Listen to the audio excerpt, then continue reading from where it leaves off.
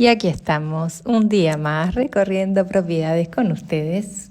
Y miren este nuevo ingreso de un departamento de 2 dormitorios en un muy buen edificio sobre Palacios al 600.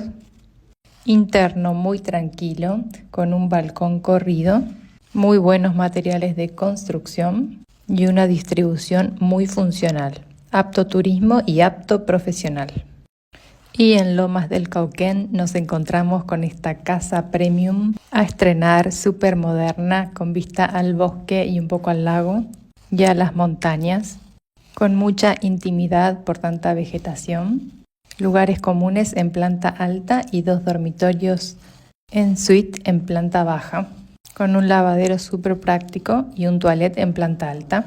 Esta es la vista de dron y vengan a visitarla. Look at this place. It's perfect. It really is so beautiful. How the house blends in.